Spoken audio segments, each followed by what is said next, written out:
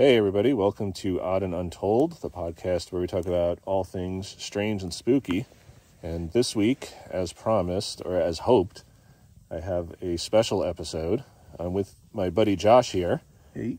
And Josh has been on the show before. I talk about Josh like all the time on the show. And so it was me and my buddy Josh, we were here. Me and my buddy Josh were there. This week, we are at Good Luck Lake in the Adirondack Mountains, Ferris Lake Wilderness. I believe so, yeah. So we're going to just have a paranormal chat. We have a Bigfoot story for you guys. Not one of ours, but from someone Josh knows. We're going to keep some of the information anonymous just because they don't want to be known. They don't want to be on the show. But we are camping on the north side of Good Luck Lake. I'll throw up some footage here in this episode just so you can kind of see the lake and what our view is from our campsite. And right now we're just having a campfire. It's our second night here. Last night, all day yesterday, it just kind of rained on and off, and windy and overcast. It just wasn't really a good day. We made a tarp lean-to that we kind of hung out under, and I'll throw some video of that up there so you can see that too. Today was beautiful, sunny day. A lot of other hikers kind of passing through our campsite because our campsite is like right on the trail on the northern side of the lake. So we had a lot of people passing through. Yesterday we talked to a park ranger. He was just kind of checking on everybody who's in the park here and on the lake. And yeah, we're having a good time. We had dinner. We did a little hiking today. We did some sitting down by the water, drinking some hard cider. And yeah, it's been a good trip. It's a little chilly out tonight. It's about 36 degrees now. But we're bundled up. We got the fire going. And we're going to tell you guys some spooky stories. Well, one spooky story. And then Josh and I might just ramble, because this is what we do when we have a campfire. Yeah.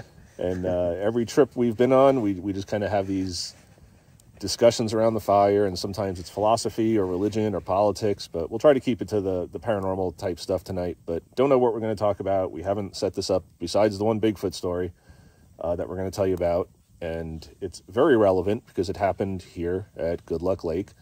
And I'm going to throw it over to Josh just so we talk about the Bigfoot story first, and then Josh and I will go into other stuff. But yeah, this is just a story from somebody Josh knows, very credible guy. Again, didn't want to be on the show, doesn't want to be interviewed. Kind of told Josh the story once and then just doesn't want to talk about it anymore. And that's very common with Bigfoot stories. People kind of get it off their chest and they may not want to revisit it. It's just too spooky or painful or embarrassing, or they just don't want to deal with it. So yeah, Josh, I'm going to turn it over to you. So just tell me what your friend told you happened here at Good Luck Lake. Yeah, so we're just hanging out one time, and he had invited me to go camping with him and his friends to Good Luck Lake, and I mentioned to him that I had I'd kayaked there before, and I did an overnight here with my buddy Pete, I don't know, like 5-6 years ago.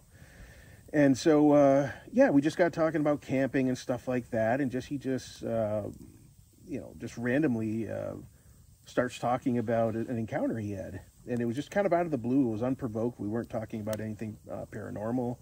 We're just talking about camping and, general wilderness camping type stuff. And he's talking about how he was here with his friends camping at Good Luck Lake, and I guess it's a yearly thing for him. I'm not sure exactly what time he goes, but I think maybe it was the summer. But anyway, he's talking about how he had a few friends with him, and he had a hammock set up between two trees, and that's where he was sleeping.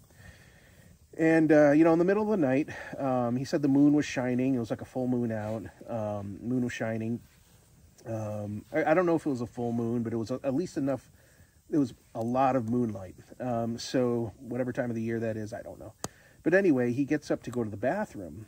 And when he coming back from going to the bathroom, he sees on a small hill, like kind of overlooking the lake, kind of like what we're looking at right now, Jason. Yeah. Kind of like there's a hill here. Right. And but he sees on a small hill, he sees this large humanoid figure He said you could see the hair. It was hairy because the moon kind of silhouetted the creature. I don't know if it was like if he was like completely in front of the moon, but enough so there was enough light from the moon so that he could see, that it was a large creature. Had just it was hairy, and he looked at it. He was terrified, and apparently I don't remember what exactly happened, but I believe it took off, and he couldn't sleep for the rest of the night. He said he was terrified, and that's all he talked about it, and that's really just a story. It's nothing.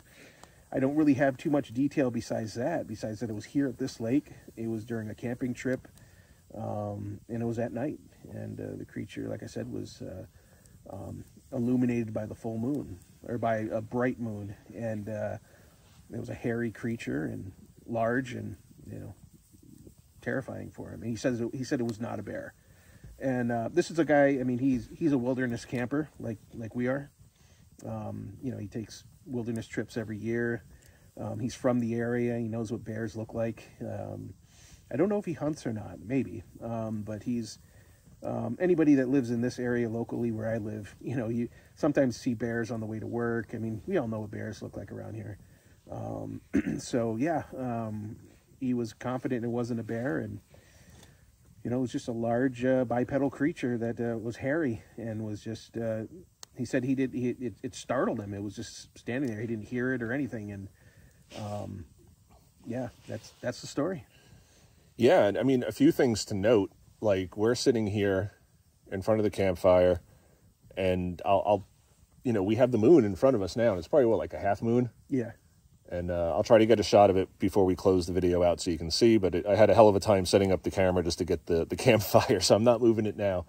But we got about a half moon, and the trees like all in silhouette. Like, it's only a half moon. They're actually casting shadows. It's casting shadows, so you don't even need a full moon to see out here. Like, we could maneuver, like we can clearly see the lake, we can clearly see trees. Mm-hmm. So yeah, you don't need a full moon to see what he saw. Secondly, another point, he was in a hammock. We sleep in tents, and we have like little pee bottles that we keep in the tent because we don't want to get out of the tent at night. Yeah, little urinals. Yeah. Because, you don't want to get up and have to put your boots on and walk away from the camp, and it's cold. Your sleeping bag. Sleeping bag. It's easy just to, like, get up, pee in the urinal, and close it up, and then go right back to sleep. But this guy was in a hammock, so he's getting up, he's walking, he's peeing, he's coming back to his hammock. Like, he's clearly awake at this point. He's not, like, half asleep. Mm-hmm.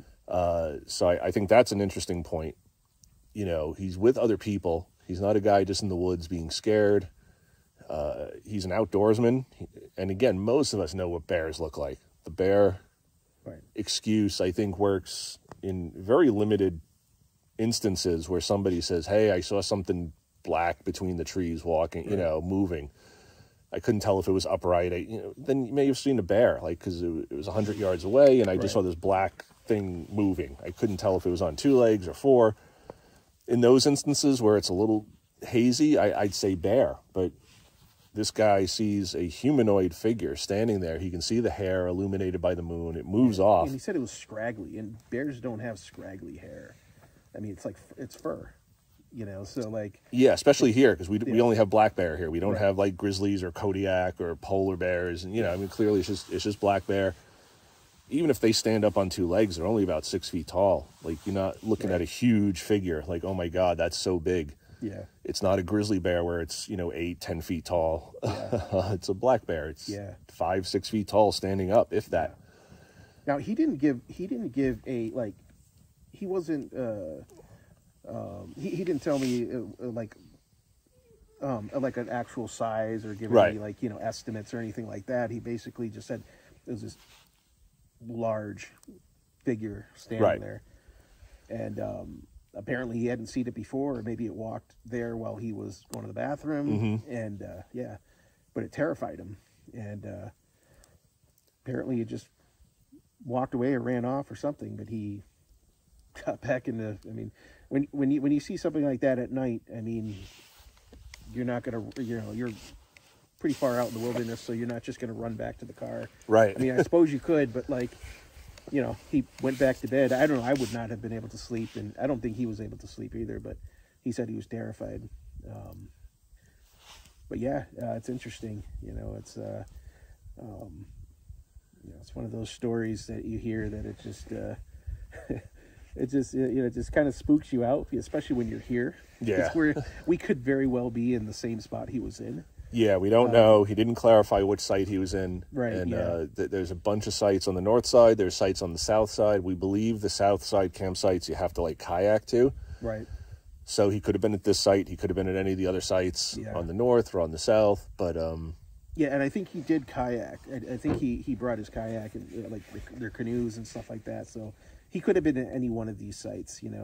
I know people that have been at this site that have kayaked in. Mm-hmm. So there's a trail coming here. So there's like two trails. Like one trail that we took is the first trail from the parking area. It's only about a half mile to get to the first campsite, and maybe another 100, 150 yards, 200 yards to the next campsite. Yeah. Campsite number 2, which we're at now. And then there's another trail if you're at the parking area. It's maybe another 50 yards away. If you take that, it's a longer kind of like a hike. Circuitous, like around. It goes around the side of this like larger hill. That's behind us. Yeah, and it takes you to the farther campsites at the other side of the lake, or not the other side of the lakes, but I suppose you could walk around the entire lake. But I believe there's water. I believe there's a body of water there, maybe a stream or a river or a swamp or something that make it difficult. But there's Good Luck Cliffs. So if you go to the what would that be? This would be the west side of the lake. If you were to go to the west side of the lake, you'd go. There's like a Good Luck Cliffs. I don't know if it's Good Luck Mountain, but Good Luck Cliffs. And there's another small little hill / mountain, and you can climb up there. And a lot of people go there to take pictures because there's a really beautiful view. So, but yeah, this is a pretty popular area. Like Jason was saying, I think we had. Let's see, we saw, park ranger yesterday. That was like the only guy we saw. The only guy we saw yesterday was a park ranger. Yeah, and then today we saw, this morning, like kind of earlier, maybe around 11, maybe? Probably 11. A little bit, because we went back to the car about 11:15 to go get the wood. No, I'm talking about the earlier hikers. Yeah, so it had to be before then. Oh, yeah, so it was maybe about 10, 10:30. Yeah, so there was these two younger ones. I mean, they look like maybe young freshman college students, two young girls. They came to our campsite, like the trail leads right into our campsite. So, and then the trail kind of goes a little bit farther, maybe about 50 yards past our campsite, and then it just kind of ends. It's like the trail they didn't maintain it for years. So you can't really pick up a trail. And Jason and I, we've explored further on, and there is just no remnant of a trail there. So they asked us, how do we get to Good Luck Cliffs? So I told them, I said, well, do you have a map? And they said, yeah. And I said, and I had a map too. And I said, well, here's where you are. I said, you could either backtrack and go to the parking area and go to the next entrance. I said, but it's going to be probably another mile or, Yeah. it's a longer hike, but it'll take you directly there. And then, but you can kind of bushwhack through here and you can get to the other side of the lake. As long as you kind of hug the shoreline, you should be okay. Eventually you should meet up with the trail. So, and we know that's where the park ranger, when he visited us, he went that way as well. So we know you can bushwhack through there and it gets somewhere. So those two girls went that way, and then maybe like a half hour later, half hour or so. Yeah, something like that. Like 6 girls came through. Yeah, 6 girls. They're all like college age, look like students and stuff. And they asked us the same question: "Where's Good Luck Cliffs?" And we gave them the same answer we gave the other girls, and they decided to bushwhack through, and so they bushwhacked through, and then about 5 minutes later, a guy and a dog came and asked us the same question, and we told him the same thing. He bushwhacked through, and we haven't seen any of them yet, so we're assuming they took the other trail back rather than bushwhack back. So, but yeah, there was quite a few people that came through, and on a nice day, you could have quite a few people coming through, but. Yeah, it's a remote lake. It's not necessarily but it's not so remote that there's not people here. There's plenty of people that come through here. Yeah, we were surprised, and we knew people would be coming through today, but we thought maybe more hunters or Yeah. campers, and it was really just everybody going to the cliffs, and it was like college girls, most of them. It was the first two college girls, and then 6 college girls, and then the guy. Yeah, and then we saw a guy this morning when we went, or this afternoon when we went to get the truck and we came back. Yeah. Yeah, he was a fisherman, and he lived rather local, and you know, we talked to him we traveled on the trail with him and just chatted a little bit, and really nice guy, and you know, he went off maybe about I don't know, maybe I shouldn't give his location because that was his secret fishing spot. Secret fishing spot, but he went and found his secret fishing spot. He went to his secret fishing spot. Yeah, we just stayed at our camp. Yeah, and but yeah, he was a nice guy. We talked to him, so it's nice running into people out here. But like right now, it seems like Josh and I are the only people camping out here. There's no campfires anywhere else. Nobody that we saw coming in today had gear, small backpacks or just nothing at all. So yeah, nothing for sleeping over. Nothing for sleeping over. No sleeping bags, no tents. And in this temperature, you need gear. Yeah. Yeah. Yeah. So so we just wanted to share that story because it happened right here, you know. And I do a lot of episodes on Bigfoot sightings and places that Josh and I have been. We did Chase Lake, where somebody had written in the register that they saw a bear running up the mountain on 2 legs. Running uphill, yeah. Running uphill, and it's like, oh, okay, that doesn't really track, but maybe you saw Bigfoot. Yeah. So it's cool to just actually be here, if not a little freaky, to be here where this guy had his encounter. Do you remember, did he say how long ago it was? Hear that? Yeah. Yeah, we're hearing stuff tonight too. It's weird, yeah. Sorry for the pause there, guys. Yeah, but I've been hearing, like, I thought I heard like screaming, like I didn't even want to mention it, but I thought I heard screaming maybe about 20 minutes ago, and it's really, really faint. It could have been screaming, it could have just been laughing, could have been yelling, but it was pretty far away. And we just heard some like yelling and something. It sounds like maybe some younger people. Yeah, and again, it's a Saturday night, and we're only about a little over half a mile from the road and the parking lot. So, and Josh was saying earlier before we started recording, like there's restaurants around here, and it is a Saturday night. People could be driving and just yelling out the window and having fun, or they could be hiking, and we don't know if there's other campsites nearby or houses or things like that. I mean, we're pretty far in, and the few things we did here have been very, very distant, like barely audible. You just kind of have to really, and it's dead quiet out here. I mean, there's no crickets, there's no, the only sound is the campfire. I just paused there just so you could kind of hear. There's nothing but the campfire.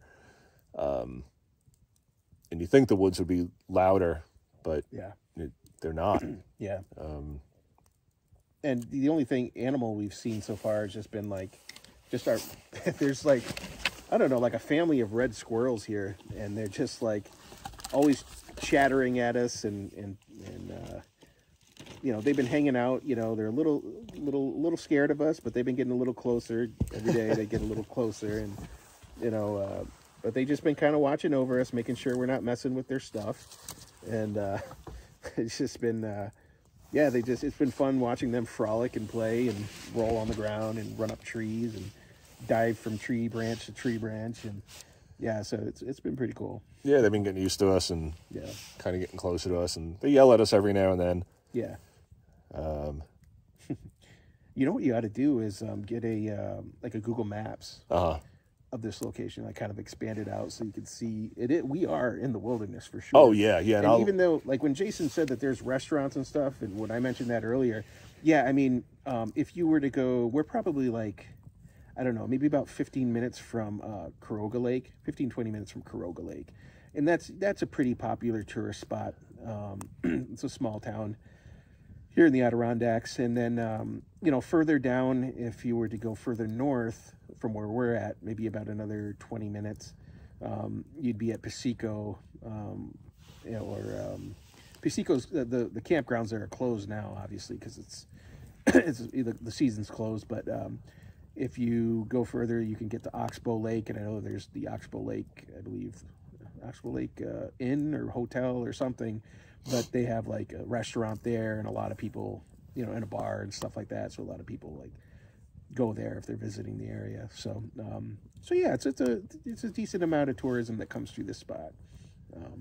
But where we're at is still pretty remote. Yeah, and I'll put up I'll edit into this episode like Google Maps, and just so you guys can kind of see where we are if you're not familiar with the Adirondacks, and I'll like zoom out and zoom in and just kind of show you like how deep we are. Oh yeah, it's vast. And I mean, what do they say? Like most of the other national parks in this country could fit inside the Adirondack, like all of them. Oh, it is the biggest national park in the country. Yeah, for sure.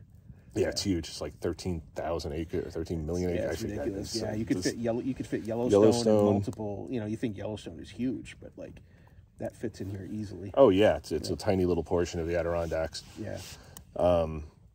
So yeah, but that's a story I like. Just getting back to your friend's story, because it is simple, and it's just those are the stories I like, because he didn't ever say, I don't know if he said it to you, but like when you're retelling it, you never say Bigfoot. You say he saw a creature. It was hairy. It was humanoid. Yeah, he'd even say Bigfoot. Yeah, he just, it was like a hairy creature. Yeah, so you have a guy who's used to the wilderness, who's living in this area, seeing something that he can't explain. He doesn't put a name to it. He didn't embellish anything. He's not telling you, I saw it do this, and it picked up a rock, and it threw it over here, and I saw its face. And a lot of times I hear these stories, and people say, oh, I saw this thing, and it was 100 yards away. And then it growled, and I could see its teeth, and I could see the color of its eyes, and the fangs were glinting in the sunlight. And I'm like, how, like, how are you seeing all this detail from 50 yards away or 100 yards away? Not, and again, maybe people are incorrect about the distance, or maybe their brain is filling in certain things. Right. Maybe people just have much better vision than I do. Most people do, but a story like that is just interesting to me because it's just a very basic, and I've heard a lot of stories similar to that. Like people just get up to go pee, and they see something. Right. And it's they don't get a lot of detail, but they can tell it's not a bear. Right. It's not one of their buddies, and it affects them for life. Yeah. And and then you try to get more detail out of them, and like I said, they don't want to share. They just kind of shut down, and they've told it, and maybe they regret that they told it, or maybe they're just like, I told somebody, and I just don't want to ever deal with it again. Yeah. And I think everybody's different, because I know, like my buddy John, he's had a few things happen to him, and Bantam Lake, and I mean, some of his personal stories. And I'll link to them in the description below, but like he came on the podcast and he was like, I will tell you this story again for your show. And then I never want to talk about it again. He's like, don't ask me. He's like, whatever questions you have, ask me on the show. Yeah. He's like, after this, I don't want to talk or think about this again. Yeah. So I get that. And for me, I'm always happy to talk about stuff because I'm into the paranormal, and I have a podcast, and I gotta kind of have to do that. Right. Yeah. But I think everybody handles that sort of trauma, and that's what it is, really. Like you see something you can't explain, and it freaks you out. Yeah. That's trauma. I mean, you know what that reminds me about? Have you seen that movie, Sphere? Oh, I love that movie. Yeah. So so they have the various characters. They have Sharon Stone, Samuel L. Jackson, Dustin Hoffman is in it. Dustin Hoffman. Lee Schreiber. So they have Dustin Hoffman's character. Like at the beginning, they're kind of gathering together the team, and they're all kind of like so why are you here? And why are you here? And one guy's like, well, I do this and I do that, which qualifies me to be here. And none of them know why they're there. Right. And then they get to Dustin Hoffman's character, and they're like, so what is it that you do? And I believe he was a psychologist. Yeah. Yeah.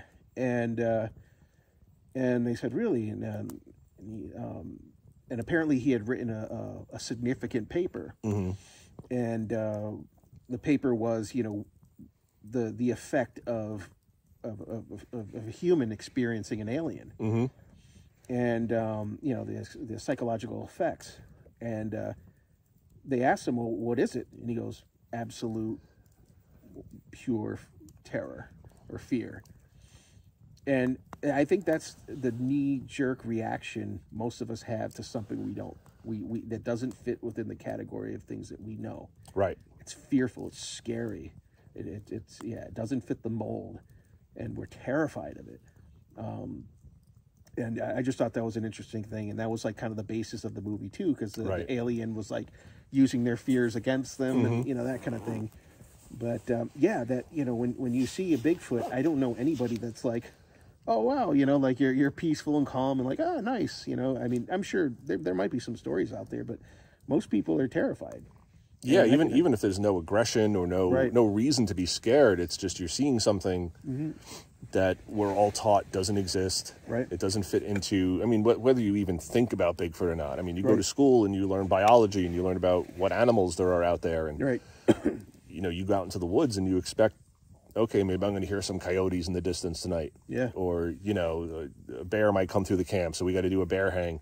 Yeah. So there's certain things that you are prepared for, and then you see something that you're not, and whether that's a Bigfoot or a ghost or a UFO or just anything else weird. And, people, there's lots of things people see that they can't even categorize. Right. It's just, I saw this weird light in the woods. It wasn't a UFO because it wasn't in the sky. It's just like a weird light moving through the woods.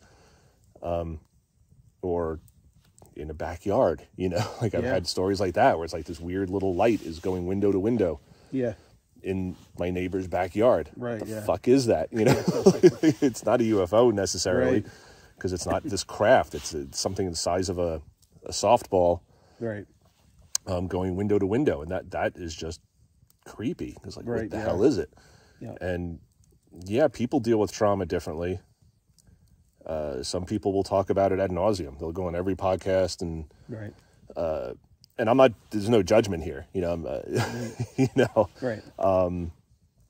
But they'll go on every podcast, they'll go on every radio show, they'll write a book, and that's how they deal with it. Like, it's almost like they have to embrace it in order to deal with it. And then other people, they'll tell one or two people, and then they'll say, don't ask me about this again. Or if you have follow-up questions, they'll just be like, I don't want to talk about it. Right. And they're done with it. And, and that's with anything, with grief, with any sort of trauma. You see this a lot on the news where someone's like, oh, the parents had to have killed her because, they're not acting sad enough. And it's like, well, who are you to judge who's sad enough or too sad? Or,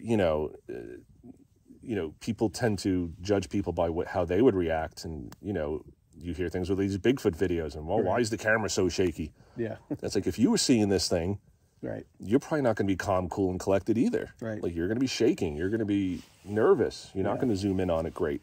Right. And it sucks because we don't have any good footage, but people are going to just experience their trauma how they experience it. So and then reliving it and explaining it,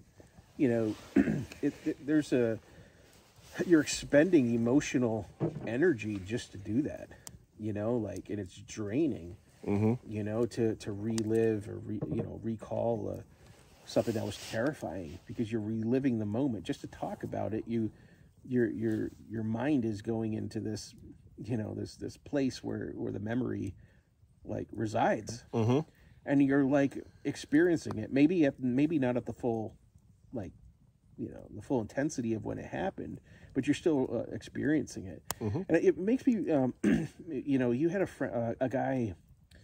I forget his name. It was the guy who came and he was talking about aliens. He was on your show.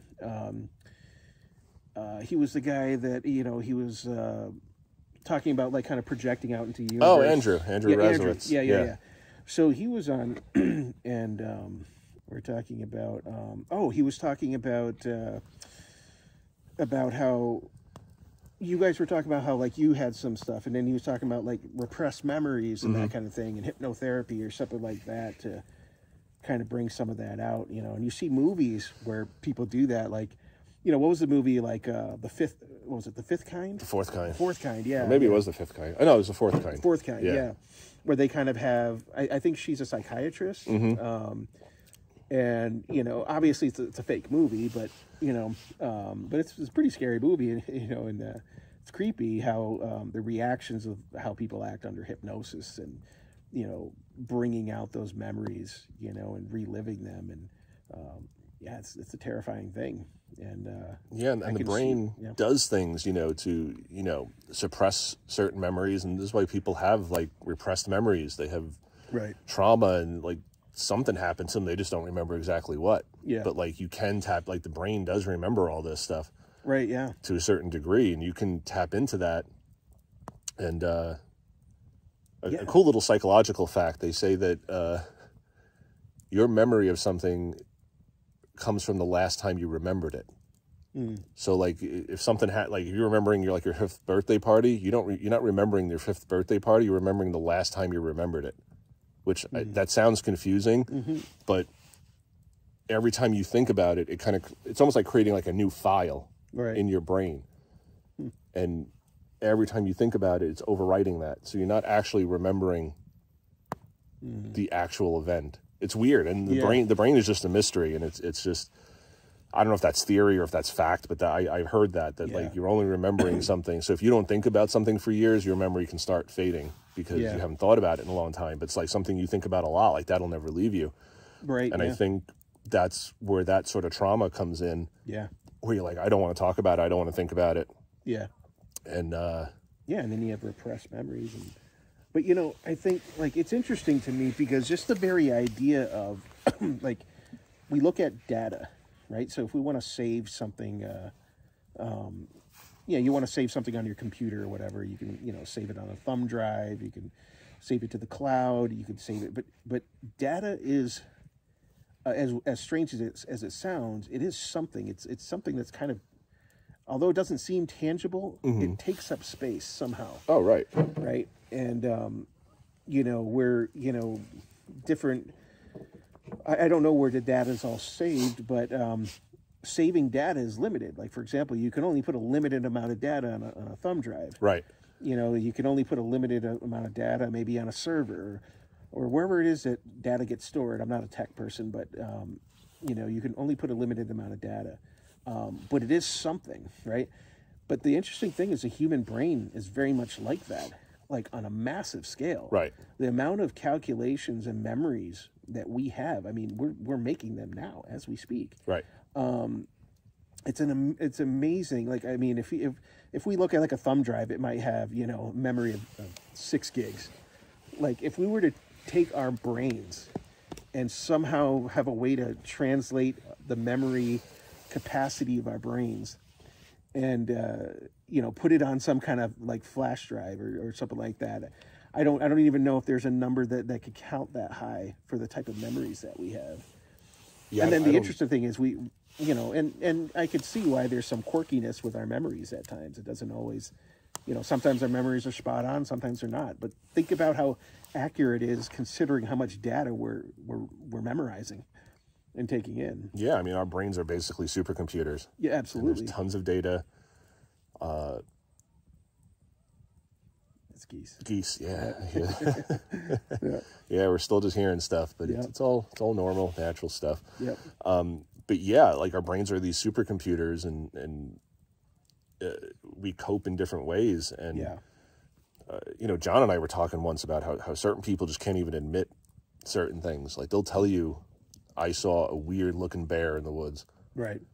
And yeah, it stood up on 2 legs and it ran up a mountain, and they'll insist, no, it was a bear. It was a bear. No, there's no way it was Bigfoot, but it was weird. And it, it ran on 2 legs and it grabbed a tree and, it threw rocks at me. And it's like, no, you saw Bigfoot. Right. So I think there's denial. Right. Is a coping mechanism. There's like avoidance, like I just don't want to talk about this ever again. Like I told you about it once and that's it. Like we're not talking about it again. Right. And then other people, I don't want to say they profit off of it, but they'll tell the story to anybody who'll listen. Right. And they're just happy to do so. And for them, that is therapeutic. Right. It's sharing the story and having people validate them and believe them. Right. Yeah. And that's like how they deal with their trauma. Right. And that's why I said, like, you get some people who go on every single podcast and tell their story and be interviewed for books and the news, and they'll just be everywhere. Right. Like Brian Gosselin, I interviewed him for my 100th episode, and he's told that story a million times. And I was almost afraid to interview him because I'm like, well, what am I going to ask him that he hasn't been asked Right. a million times before. But he's, you know, a great guy, and we talked off air, you know, on the phone a few times, and just a super nice guy. Yeah. But, you know, he's told that story a bunch of times, and he doesn't profit off of it. Yeah. But he wants the knowledge out there. He wants the story out there, and he doesn't waver. He doesn't change his story. He doesn't embellish. But then there's other people who've written to me. They've sent me emails. I was telling you, dude, like earlier, like I have a lost episode. Right, yeah. That I'm hoping to one day release, but it was a Bigfoot experiencer, and she told me her story. And like the night before I was supposed to release the episode, she emailed me and just asked me not to share it. And I didn't. And I've had a lot of other people email me and just tell me stuff, and I've asked them, like, can I share this on the show? And they'll be like, no, please don't. Right. Even though I don't know their real name, I don't know, you know, I may know a state they live in. They'll say, oh, yeah, this happened in Washington State in 1995. And, Right. you know, this was my job at the time. And I'm like, well, no one will ever guess who you were. You know, like, you're not coming on air. No one's hearing your voice. Like, I just want to read your story on air. And they'll be like, no. And I won't do it because I try to respect everybody's wishes like that. But some people just want to tell me. They just want to tell somebody. Yeah. If not, you know, everybody. Yeah, you know? yeah. So I do think that's interesting. And, Oh, for sure. yeah, just how we deal with trauma. Well, here's another thing that, like, I brought this up to you. It's just, it has nothing to do with trauma, really. Well, maybe I guess there could be some kind of, you know, carryover somehow. But there's the idea of the Mandela effect. Mm-hmm.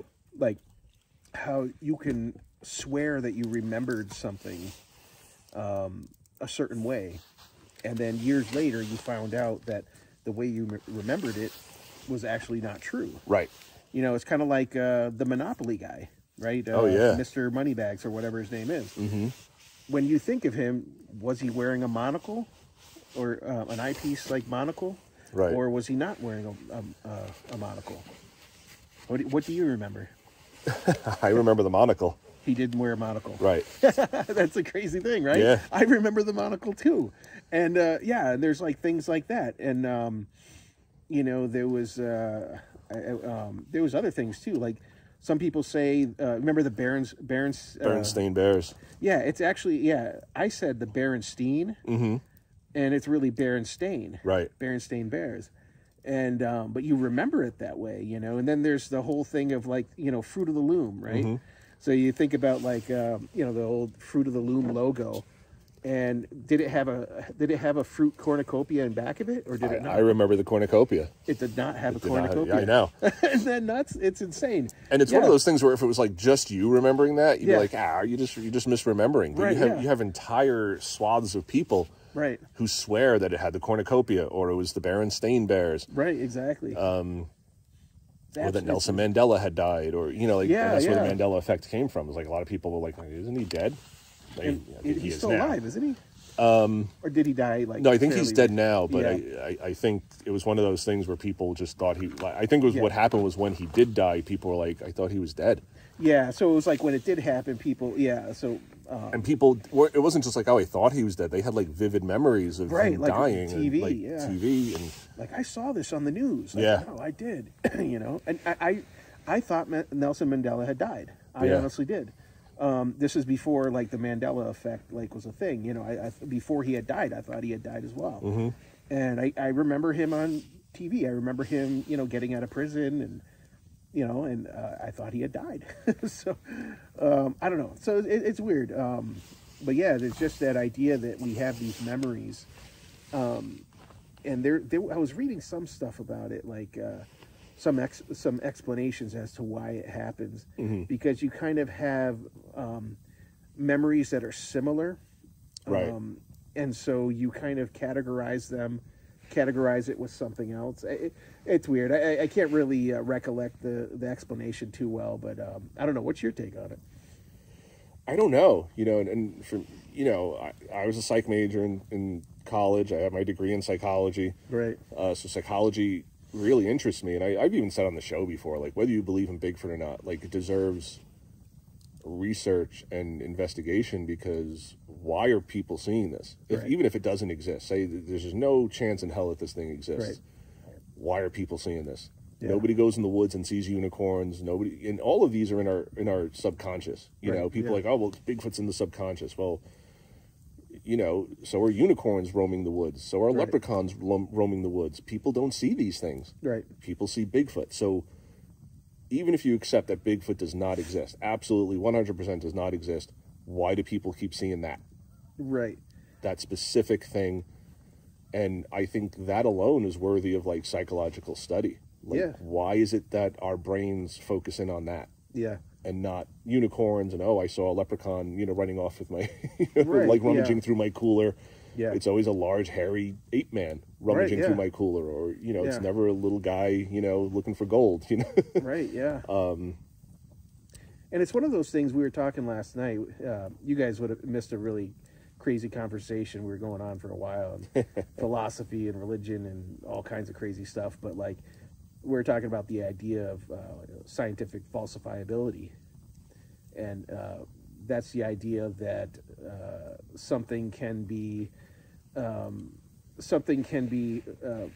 falsifiable if it can be shown, if there is a way for us to prove that it's false. And you know, there are some things that are, you know, so if we believe in something that is unfalsifiable, then it tends to seem like it's irrational to believe. And I don't know if Bigfoot would fall in that category. What do you think? I think so, and I think I had mentioned this to you last night too. Like, you can't prove a negative, right? You know, because people say, well, Bigfoot doesn't exist. Okay, prove it, right? And they can come back to you and say, well, you know, they've never found this, they've never found that. Okay, you know, and Carl Sagan said, absence of evidence is not evidence of absence, right? So just because you have no evidence of it, like, you know. And I used the example of like me and you last night. We're sitting here in the woods. There's no bears. I'm not seeing any bears, so they must not exist. Right. You know, and that's kind of the Bigfoot argument. It was like, well, they're not, I can't find any. And most of these people are people who've never been in the woods. Right. They don't realize how vast the woods can be in North America. And like, we're in the Adirondacks and it's huge. But you talk about places like the Pacific Northwest or the woods of Canada where planes go down and they don't even try to go retrieve it. Right. Like, they just can't get there. Yeah. It's so vast. It's so far away from civilization. It's so deep and rugged. So how do you know something doesn't live out there? Yeah. How do you know that there's nothing, you know, there's no sea monsters in the Mariana Trench? Yeah. We can't go down that far. Right. So just because we haven't seen it doesn't mean it doesn't exist. Yeah. So, yeah, Bigfoot does kind of fall into that because... Well, how could we falsify it? If we wanted to say that Bigfoot doesn't exist, what would we need to do to show that he doesn't?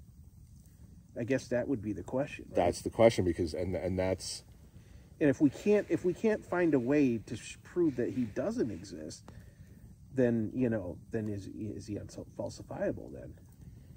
And that's the tricky part about yeah, proving a negative, proving that this doesn't exist. How do you prove that this doesn't exist? Because to prove something exists, you say, okay, I have footprints, I have a hair sample, I have scat, I have a dead body. Right, yeah. You have something to say, okay, this exists. Right. But how do you prove, you know, like you said last night, like how about this planet that exists out there that there's these magical unicorns living on? Right. Prove to me that doesn't exist. Yeah. We can't. There's infinite numbers of star systems. Is and it in the planets. realm of possibility? Of course. Is it plausible? You know? Right, right. But it's very hard to prove something doesn't exist because unless we could shoot up a satellite into space, that could, you know, like something from Star Trek that can analyze every single life form on this planet. Right. Yeah. In a split second, and Commander Data or Mr. Spock can be like, oh, hello, Captain. Like, we've cataloged every animal species on this planet down to every little insect. Yeah, yeah. And if you can do that and scan the entire planet and not find Bigfoot, then you could say there's no evidence that it exists. Right. But maybe your scanners can't go into the caves, and maybe at that moment every Bigfoot was in a cave. Like, I don't know. Like, there's just... It is very difficult to prove and that something doesn't exist. And this is something we were talking about last night as well, and something also that I may have mentioned on one of the other podcasts, I don't remember. But the idea that sometimes in order to establish a belief in something, proof is not the standard we should use. Now, everybody, like, a lot of people are like, oh, you're crazy, but it's reasonable to say that in order to believe something, it should at least be reasonable to believe it. We should be rational to believe it, and it should be a reasonable thing to believe. At least that helps justify our belief. You know what I mean? So if you look at Bigfoot, like, okay, so there's sightings. People have had experiences. So, all right, so that we have some reason to believe he exists. If there were no ever experiences or sightings, and we would have no reason to believe he exists. But since there are, then that says that there is a possibility that he exists. So whether it's rational or reasonable to believe that, I don't know. But sometimes we get so stuck on, can you prove this? Can you prove that? Well, we accept a ton of things in the universe that we cannot prove. We accept a ton of things, but the thing that we can't prove. But at the end of the day, are we rational to believe the things that we believe? And I think that requires looking at evidence. We can't prove it, but at least we're rational to think, hey, it might be, it's okay to believe this because there is some evidence for it. The evidence we have may not be sufficient to prove something. But then again, like, we look at some things, where does proof really exist? In math. Like, proofs are in math. Like, how do you prove anything? You know what I mean? Like, absolutely prove something. Right, and you had brought this up a while ago, and I wanted to talk to you about this, like, basic belief. And you say, all right, I love my cat. Yeah. Prove to me that you love your cat. Right. Oh, well, I give her food. Okay, well, I hate your cat, but here, I'm going to give her some food. Right. Oh, but I give her lots of attention. Okay, well, I'm going to go over and I'm going to pet your cat, and I'm going to, oh, you're a good kitty. Yeah. I don't love your cat. Prove to me that you love your cat. I would do anything for my cat. Like what? Yeah. I'll go buy her the most expensive cat tree. Right. I just bought it on Amazon. It'll be here tomorrow. Yeah. I don't love your cat. Right. Prove to me that you love your cat. Right. You can't prove that. That is within you. Right. And I think a lot of these experiences that people have, and you hear this a lot, it's like, I don't need anybody else to believe. I believe, I know Bigfoot exists. Right. Or I know there's such things as UFOs. Or I know there are such things as ghosts because of my experiences. And they can't replicate that proof. They can take you back out to the woods. They can take, here's where I saw the thing, but the thing is long gone. Right. Whether it's in the sky or, on the ground or whatever it is, they can't prove it, but they saw it. Yeah. So their experience, it's proven to them. Yeah, yeah. It may not be convincing to you or someone else, but it's convincing to them. Right. And they're reasonable to believe that. And that's the thing that we talk about. We had talked about this before, the idea of properly basic beliefs. Mm-hmm. And that's basically a belief that, let me think back on this one. It's a belief that you accept without having some kind of methodology to get there. Right. You know what I mean? Like you accept, I love my dad. I don't have methodology to show that. Right. But I'm still rational to believe that. And no one would question you. Yeah. No one would question you. No one but you can't prove that in a lab. I can't prove that. I can't put it on a petri dish and show it to you. Right. You know what I mean? Like it's something that you're rational. If you were to say to me, Josh, I love my dad, and say your dad passed away 30 years ago, right? There's no way you can demonstrate that was true to me. Right. You might be able to show me some pictures, maybe you giving him a hug. How do I know that you actually loved him? I don't know. Right.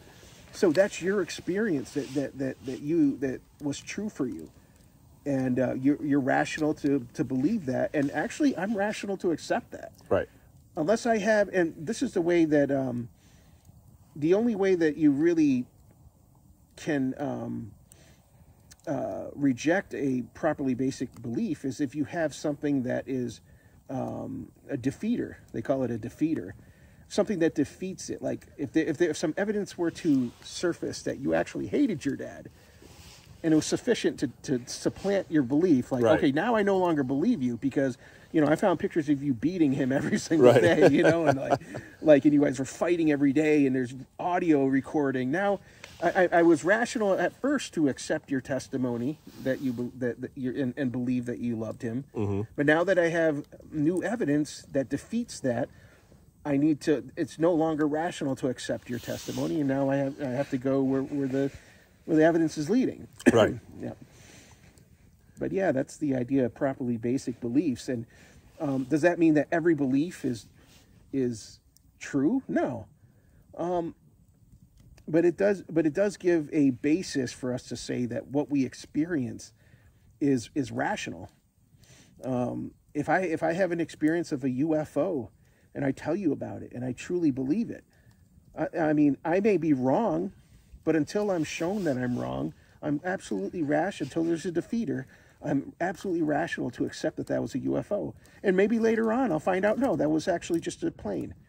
And then at that point, it would be irrational for me to hold on to the belief that it was a UFO.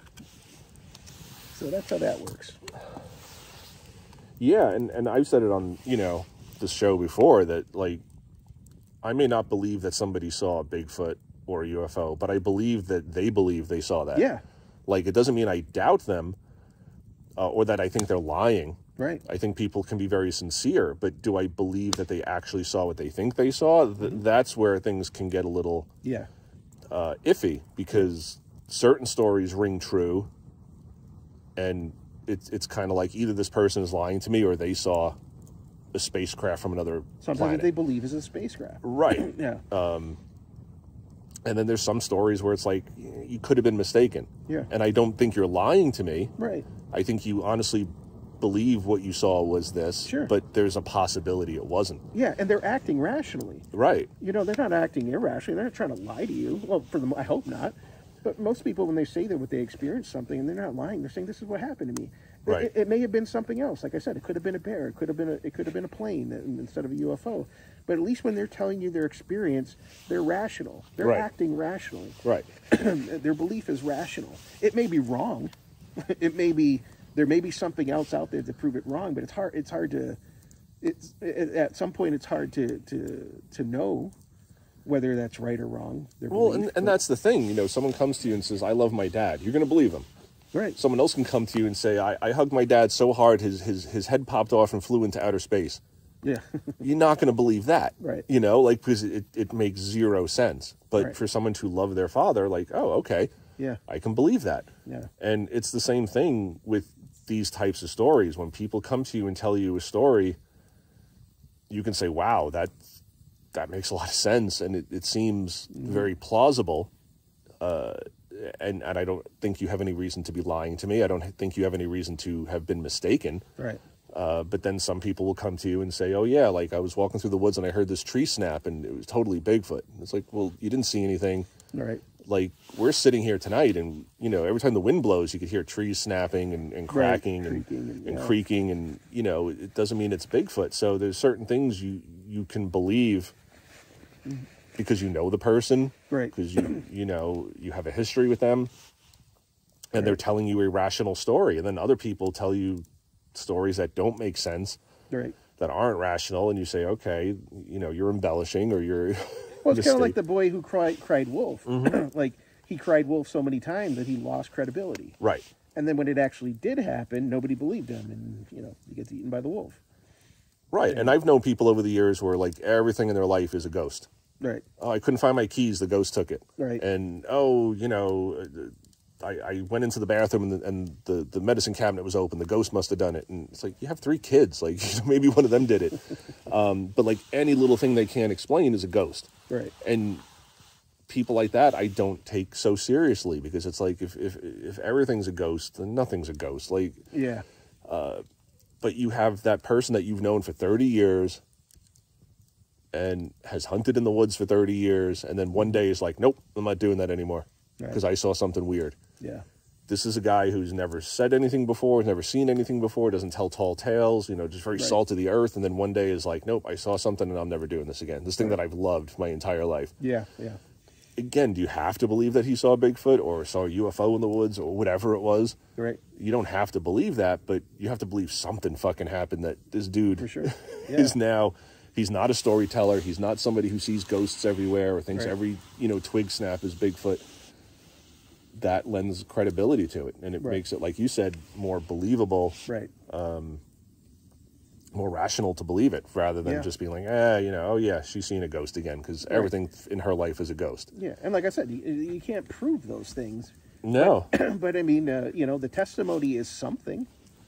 The testimony is part of a body of evidence to support something. You know? all the combined testimonies of Bigfoot, while all of them may not be true, but all the combined testimonies of Bigfoot are something. It's all evidence towards they're seeing something, and they given it a name, and it's evidence.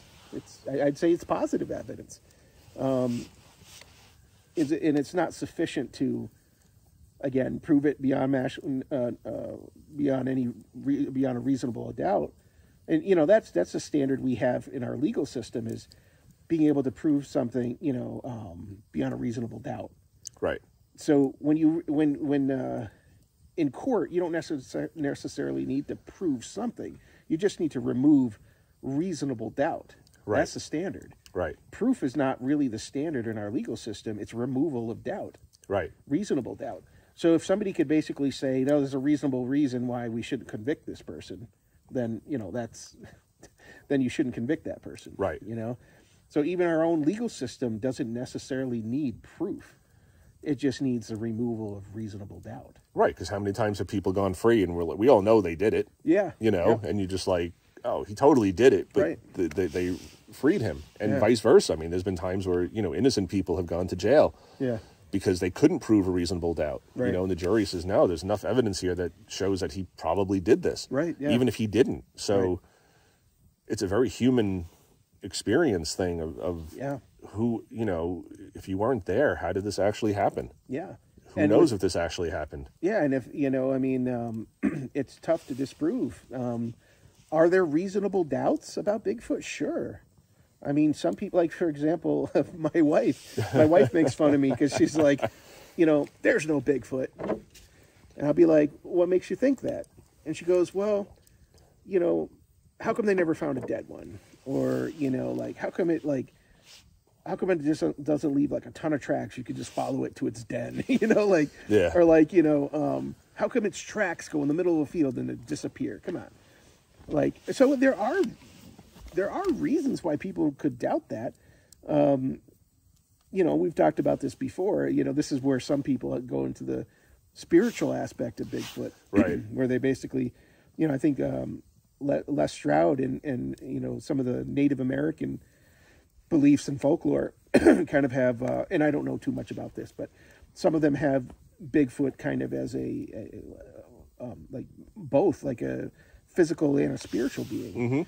And if that's the case, then that would explain why the tracks disappeared. And then some people, they say, well, an alien ship came down, and so all of a sudden you get all these other reasonings. But yeah, I mean, there are reasons to doubt. My wife brings up some good points. Oh, she does. I don't have an answer for those, but that doesn't mean you give up the search. There's a lot of things, even in science. Well, we don't have an answer for that yet. But we don't just abandon. Yeah, we don't just abandon science like, oh, we don't know why black hole. We haven't shown a black hole yet. Well, we're just going to keep looking because we have a hunch that they're there, and you just keep. And now, right, we can see black holes. Like, we're able to somehow get them on camera or something. So just because something is hard to prove doesn't mean you should just abandon it. Right. You should continue the search as long as there's some credible witnesses and testimony. You should continue to search. I mean, until you can falsify it completely 100%, it's false, then keep going.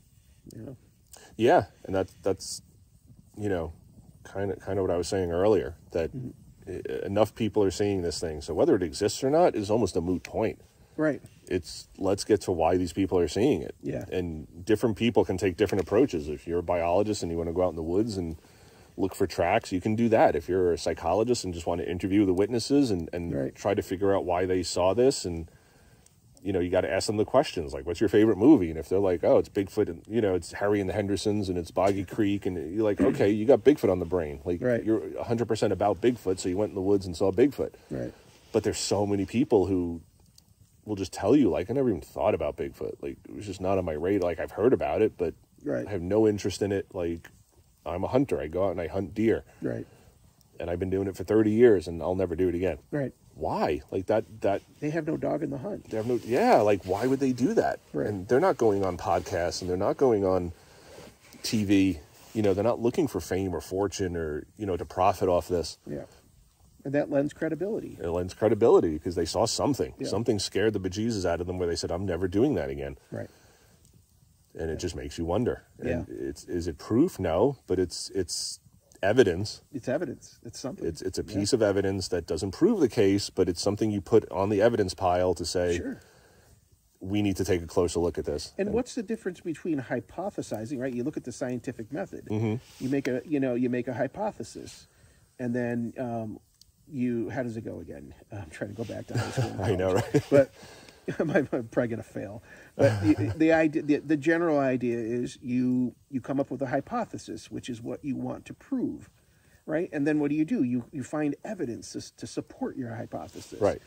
If it comes out that your evidence shows that the hypothesis is wrong, you can either reject the hypothesis or amend it in light of the evidence. And so it's the same idea with Bigfoot. You can hypothesize that Bigfoot exists, and you could start collecting evidence and data to support that hypothesis. And until you get to a place where you're like, there's no way Bigfoot could exist, then you shouldn't abandon the theory. You shouldn't abandon the hypothesis because there's still some merit to it. Yeah, that's just my thoughts on that. I mean, you could absolutely make Bigfoot research I don't see it as pseudoscience. I see it. I mean, some people may think that, but I think it's legitimate. It's a legitimate research. And that's why I always distinguish between proof and evidence. Right. There's no proof that Bigfoot exists, but there's evidence. Right. And it's the same as like if you're doing a criminal investigation. You know, someone was murdered. We think it was this guy, so we go to his house and he's got a gun. Right. That's evidence now. Is that proof that he murdered this person? No. Right.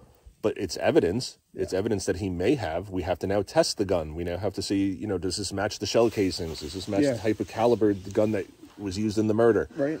And then you either throw it out or you say, yes, this is possible. Like, this gun could have been used. And then you look for more evidence and you build your case. So evidence of Bigfoot doesn't mean proof of Bigfoot. And a lot of people get that confused. And they'll say, oh, you said there's evidence of Bigfoot. Well, there is. Yeah. There's no proof, but there's evidence. There's footprints, there's hairs, there's witness testimony. There's all sorts of evidence. None of it proves Bigfoot, but there's evidence there that, yeah, like you just said, like warrants further investigation. Sure, absolutely. To say, like, let's look into this further because there's something here. Yeah, for sure. No one's ever reported seeing Godzilla. It's a fictional creature. No one ever says, I saw this, 50-meter tall green lizard shooting, radioactive breath. Right.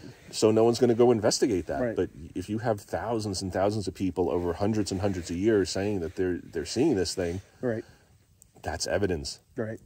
So. Yeah, for sure. Yeah. Wow, by the way, notice how cold it got? Yeah. Dude, I am freezing. I know. All right, we got to build. I got gloves on. We should build up this fire. We got to build this fire. Where are we here? Yeah, I think we can call this an episode. Unless you have anything else to. No, I just encourage people to keep up the search and, enjoy the search. And, I mean, if you had an experience, I'm glad you had the experience. And I won't tell you you're wrong. I think you're justified in believing what you believe. And, hopefully there's ways that we can show further evidence to support those beliefs. And, so hopefully someday we come to the end of the mystery. But for now, we'll just keep searching. Yeah, well said. And that's what I always keep saying. Like, we're all in this to find answers, whether it's proof or disproof, whether these things exist or not, however you want to go about it. Like, we all just want to know one way or the other. I think even people who are skeptical, like, they would love to know if Bigfoot really exists. They may not believe, they may be 100% like it doesn't exist, but those people would be excited if it was discovered one day. Absolutely. Because that is phenomenal. So I think we're all trying to get to the same destination. We're all just taking different roads. Yeah. So Hope you guys enjoyed that story. Again, nothing sensational, but I don't like the sensational stuff. I like the simple, believable stories, and tonight was a lot about belief. And I believe Josh's friend. You know, I think he saw something, because you don't see something like that and get terrified when you are that familiar with the woods and the creatures in the woods and the animals, and I just think it was a cool story. Yeah. So again, hope you guys enjoyed this paranormal campfire. Like I said, we got to build this up because we're getting a little cold here, and it may not show on video, but it's dying out a little bit. But as promised, I'm going to try to show you guys the moon. I'll get some wood. All right, cool. So there's the moon. It's about a half moon tonight, but can definitely see shadows and moonlight out here. Yep. So hope you guys enjoyed. Till next week, everybody, question everything. As we always say, question everything. And rock and roll. We're going to build up this fire. Take care, guys.